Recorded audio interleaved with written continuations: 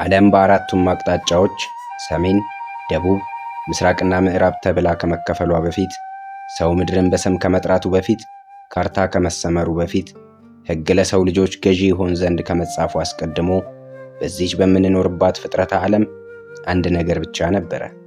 አሁንም አለ፣ ወደፊትም ይኖራል።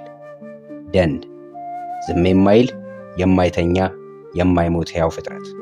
ዛፎቹ ያስታውሳሉ፣ ወንዞቹ ይናገራሉ፣ ነፋሱ ታሪክን በደመና ተሸክሞ 21ኛው ክፍለ ዘመን ድረስ ያቆያል።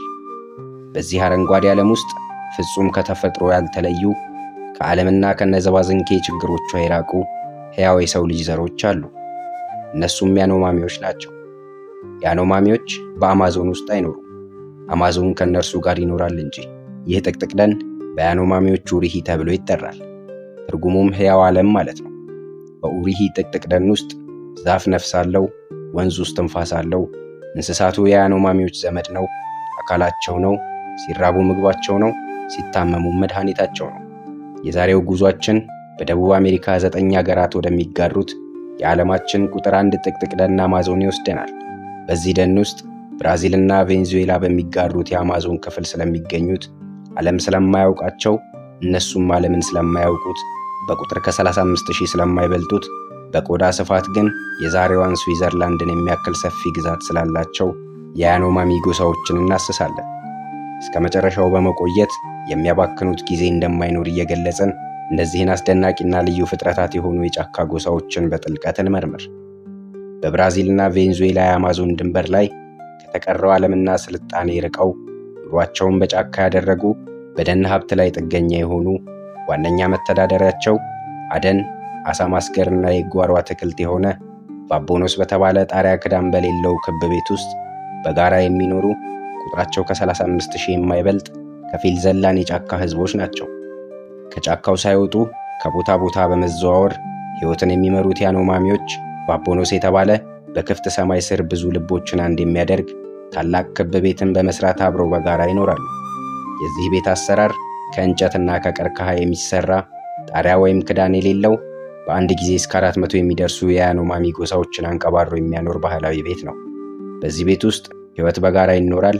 ደስታን አንድ ላይ ይካፈሉበታል። ሐዘን በህብረትና በመረዳዳት ይቀንሳል። በዚህ ቤት ውስጥ ብቸኝነት ጨርሶ የለም። በዚህ አረንጓዴ ውቅያኖስ ውስጥ ታሪካቸው በመጽሐፍት ያልተመዘገበ ነገር ግን በወንዞች በዛፎችና ጥቅጥቅ ደኖች እንዲሁም በከዋክብት የተጻፈ ታሪክ ያላቸው ያኖማሚዎች የደን ህዝቦች ናቸው።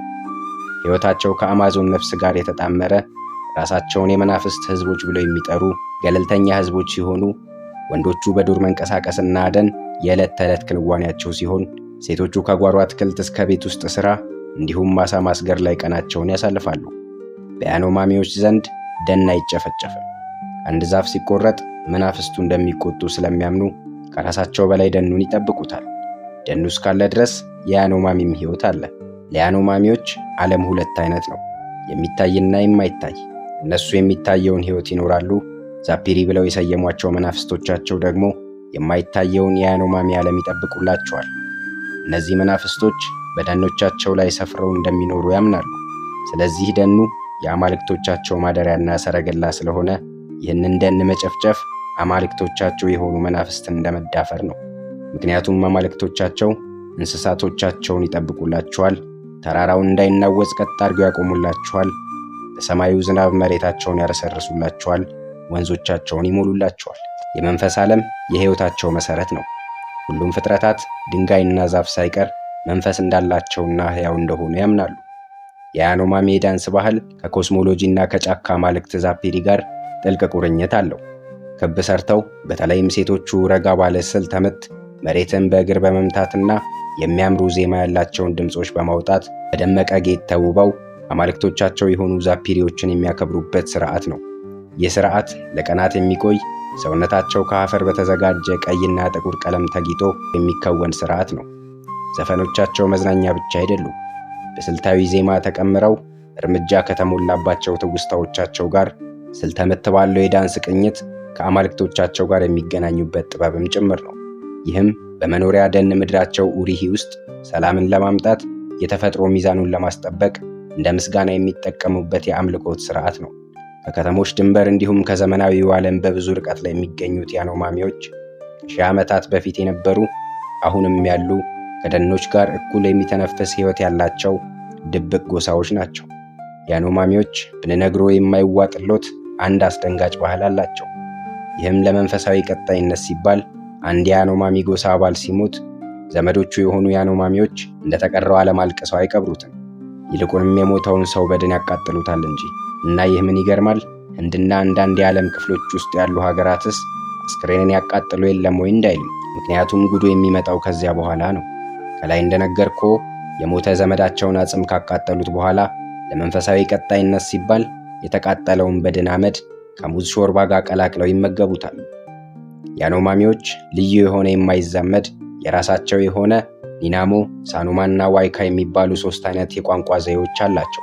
ተፈጥሯዊ አዳኞችና አትክልተኛ ህዝቦች ሲሆኑ በጓሯቸው ሙዝ፣ ማዮንካና ድንችን ይተክላሉ። የዕለት ተዕለት ምግባቸውም እነዚህና የዱር እንስሳት እንደ ፓፒረስ፣ ዝንጀሮና አጋዘን ያሉ ስጋዎች ናቸው። ያኖማሚዎች ዝም ብለው ያድኑ። እያንዳንዱ አደን መንፈሳዊ ህግ አለው። እንስሳትን በክብር ይገላሉ። ማባከን ኃጢአት ነው። ተፈጥሮ፣ ህይወትና አደን በያኖማሚ ዘንድ ሚዛናዊ ነው። የያኖማሚ ልጆች በነፃነት ያድጋሉ። የዘመናዊው ዓለም ፍልስፍና የሆነው ትምህርትን አያውቁም። ከተፈጥሮና ከታላላቆቻቸው ይማራሉ። በመስማት በማየትና በመሞከር ውስጥ ያድጋሉ። ፍርሃትን እንዳያውቁም ከህፃንነታቸው ጀምረው ዋና በማለማመድ ዱር ይዘዋቸው በመግባት አደንን በማለማመድ ፍርሃታቸውን ያባርሩላቸዋል። በያኖማሚ ልጅ የአንድ ሰው ንብረት ብቻ አይደለም፣ የማህበረሰቡ ነው፣ የዱሩ ነው። የሰለጠነው ዓለም የሚመራበት ሰዓትና ቀን ቆጠራ በያኖማሚ ዘንድ አይታወቅም። ሕይወት የሚቆጠረው፣ ሰዓት የሚቀመረው መሽቶ በመንጋት ውስጥ ነው። ያኖማሚዎች ከአማዞን ጥንታዊ ህዝቦች አንዱ ናቸው። ዓለም የማያውቃቸው እነሱም ዓለምን የማያውቁት የስልጡኑ ዓለም ዘመናዊነት ያልተዋረሳቸው ሀፍረታቸውን ብቻ ለመሸፈን እራፊ ጨርቅ አሊያም ቅጠል ከማገልደም ውጪ ልብስና መጫሚያ የማያሻቸው ሴቶቹ ከወገብ በታች ላለ ሀፍረታቸው ሸማ፣ ቅጠል አሊያም ኮባ ጣል ከማድረግ ውጪ እርቃናቸውን የሚኖሩ በጥቅጥቅ ጫካ ውስጥ ሙቀቱንና ቁሩን ተጋፍጦ የሚኖሩ ጠንካራ ዘላን ህዝቦች ናቸው። መጽሐፍትን አያውቁም፣ ነገር ግን ዕውቀታቸው ከብዙ መጽሐፍት ይበልጣል። ከትውልድ ትውልድ የሚተላለፍ ዕውቀት አላቸው። ታሪካቸውን በድምፅ፣ በጭፈራ፣ በተረትና በዘፈን ይከዝኑታል። ከዝነውም ለልጅ ልጅ እየቆነጠሩ ያካፍሉታል። እነዚህ ጥበበኛ ህዝቦች ከዝናብና ደን ጋር ጥልቅ ቁርኝትን በመፍጠር በመንፈሳዊ ዑደትና ምሪት የተፈጥሮ ሚዛንን ይጠብቃሉ። ደን ለያኖማሚዎች የህይወት ህልውና አስፈላጊ መሆኑንም ጠንቅቀው ያውቃሉ። እንዲሁም በመናፍስታዊ ግንኙነት ደን ከአማልክቶቻቸው ጋር መገናኛ፣ በሽታን መፈወሻ፣ መጪውን መተንበያ ነው።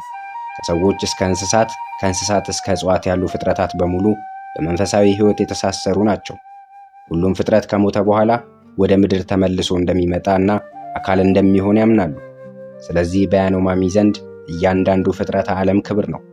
የግድ መሞት ካለበት እንኳን በዘፈቀደና ጭካኔ በተሞላበት መንገድ መሞት የለበትም። የክብር ሞትን ይሞታል እንጂ። በያኖማሚዎች ዘንድ አለቃና ምንዝር ተብሎ ነገር የለም። ውሳኔዎች የሚወሰኑት ጠቅላላ የጎሳው አባላት በመደብ ተከፋፍለው ብዙ ተከራክረው ተጨቃጭቀው ሰዓታትን የፈጀ ውይይትን ካደረጉ በኋላ ነው። እኩልነትና የጋራ ኃላፊነት በያኖማሚዎች ዘንድ የሚኖር ህይወት ነው። ከ75 እስከ 80 በመቶ የሚሆነው የአመጋገብ ስርዓታቸው ካዛቫን ጨምሮ ወደ 60 የሚደርሱ የተለያዩ የሰብል ምርቶችን ይጠቀማሉ። ያኖማሚዎች በጣም ጤነኞች ናቸው። በተፈጥሮ የጨው ይዘት አጠቃቀም ላይ በጣም ዝቅተኛ ናቸው። በጣም ትንሽ መጠን ያለው ጨው ለብዙ ጊዜያት ይጠቀሙበታል። በዚህ የተነሳ ከአብዛኛው የሰው ልጆች እጅግ ዝቅተኛ የደም ግፊት ደረጃዎችን ይይዛሉ። በሞቃታማ የአየር ጠባይ የተነሳ አነስተኛ ልብስ ወይም ቅጠል ከማገልደም ውጪ ልብስን አያውቁም። ነገር ግን በተፈጥሮ ቁሶች ሰውነታቸውን ያስጌጣሉ። አበባና ላባ በሰውነታቸው ላይ ይሰካሉ። ጉንጫቸውን፣ ከንፈሮቻቸውና አፍንጫቸውን በመበሳት ያጌጡ እንጨቶችን ያደርጉባቸዋል። አንድ ያኖማሚ ጉብል ማግባት ቢፈልግና እድሜው ከደረሰ ከእህቱ ውጭ ያጎቱ ልጅ ትሁን ያክስቱ ልጅ አሊያም ዘመዱ ብቻ የወደዳትን ልጃገረድ ለጋብቻ ቤተሰቧን መጠየቅ ብቻ በቂ ነው። የልጅቷ እድሜ ለጋብቻ ባይደርስ እንኳን አስቀድሞ ማጨት ይችላል። የሚገርመው ነገር ግን ሁለቱም እድሜያቸው ለጋብቻ ባይደርስ እስከ ጉርምስና እድሜያቸው ድረስ እንዲጠባበቁ የወንዱ ቤተሰቦች ለሴቷ ቤተሰቦች ኃላፊነትን ሰጥተው ይመለሳሉ። በሴቷ በኩልም ቢሆን ዕድሜዋ ለትዳር ደርሶ የሚያገባት ባል ከመጣ ስለ አዳኝነቱ፣ ጀግንነቱና ወንዳውንድነቱ ከአካባቢውና ከዘመድ አዝማዶቹ ታጣራለች። በያኖማሚ ጎሳዎች ዘንድ ወንድ ልጅ የቤቱ ራስ፣ የሚስቱ መከበሪያ፣ ቆፍጣና አዳኝ እንዲሁም የበዙ አጋዘኖችንና ዝንጀሮችን ያደነ መሆን አለበት። የያኖማሚ ሴቶች ለህብረተሰቡ ወሳኝ ናቸው። የቤት ውስጥ ኑሮን በመምራት ግንባር ቀደሞቹ እነሱ ናቸው። በያኖማሚ ዘንድ ወንድ ልጅ ጓዳ ገብቶ ማንጎዳጎድ እንደ ነውር ይቆጠራል። አድኖ የሚያመጣውን አጋዘንና ዝንጀሮ የማዘጋጀቱ ኃላፊነት የሚጣለው በሴቷ ያኖማሚ ላይ ነው። እንዲሁም የሽመና ስራዎችን፣ አሳ ማስገርና የጓሮ እርሻን ደርበው ይሰራሉ። የያኖማሚ ህፃናት ከፍ እስኪሉና ለአደን እስከሚዘጋጁ ድረስ አብዛኛውን የልጅነት ጊዜያቸውን የሚያሳልፉት ከእናቶቻቸው፣ እህቶቻቸው እንዲሁም በአንድ ቫቦኖስ ውስጥ አብሯቸው ከሚኖሩ እንስቶች ጋር ነው።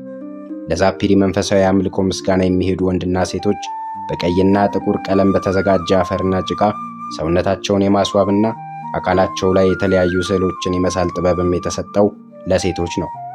በያኖማሚ ሴት ልጅ ከአደም በስተቀር ወንድ የሚሰራውን ሥራ ሁሉ ትሰራለች። ዓለም በየሰዓቱ የሚደሰኩርለትን የሴት ልጅ መብትና እኩልነት ያኖማሚዎች ከሺህ ዓመታት በፊት የሕይወታቸው መርህ አድርገው እስከ ዛሬ ድረስ ይመሩባቸዋል። ያኖማሚዎች በአሁኑ ጊዜ ከፍተኛ አደጋ ተጋርጦባቸዋል። አካባቢያቸው በወርቅና በከበረ ማዕድናት የበለጸገ በመሆኑ የዓለም ሕዝቦች በተደጋጋሚ አካባቢውን ለመውረር ጥረት አድርገዋል። በዚህ የተነሳም ወንዞቻቸው ተመርዘውባቸዋል። ለወባና ለተለያዩ ውሃ ወለድ በሽታዎችም እየተጋለጡ ይገኛሉ። በማዕድን ቁፋሮ ሰበብ የግዛት ወረራዎች የሚሏቸው እየተፈታተኗቸው እንደሆነ እነሱም እየተጋፈጡ እንዳሉ በተለያየ አጋጣሚ አካባቢያቸውን ሊጎበኙ ለሄዱ ቱሪስቶች አቤቱታቸውን እያሰሙ ይገኛሉ።